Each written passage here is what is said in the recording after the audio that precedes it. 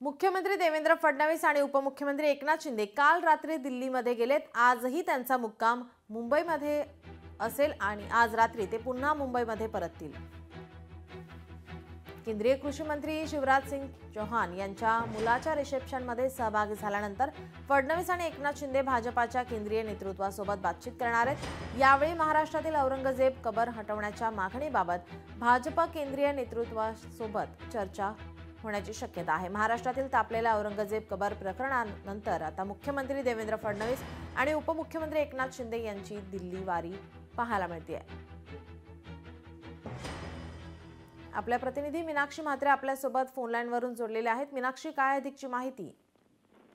निश्चितच आपण पाहतोय की काल अर्थसंकल्पीय अधिवेशनाचा संपूर्ण विधान भवनातला विधिमंडळातला सगळा कामकाज आटपून मुख्यमंत्री देवेंद्र फडणवीस आणि उपमुख्यमंत्री एकनाथ शिंदे हे काल रात्री दिल्लीला गेले होते। आपण पाहतोय की केंद्रीय कृषी मंत्री शिवराज सिंग चौहान यांच्या मुलाच्या रिसेप्शनसाठी ते सहभागी झाले होते।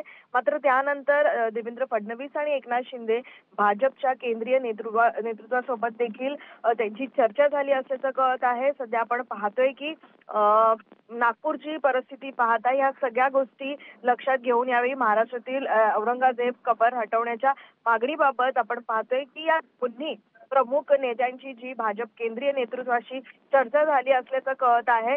मात्र महाराष्ट्रातील तापलेल्या या सगळ्याच औरंगजेब कबर प्रकरणानंतर मुख्यमंत्री देवेंद्र फडणवीस आणि उपमुख्यमंत्री एकनाथ शिंदे यांची ही दिल्ली वारी पाहायला मिळते। मात्र आज ते पुन्हा एकदा मुंबईत येणार आहेत। मात्र रात्री उशिरा मुंबईत येणार असल्याची माहिती होती। मात्र आज पुन्हा एकदा ते विधान भवनामध्ये अर्थसंकल्पीय अधिवेशनामध्ये पाहायला मिळतील।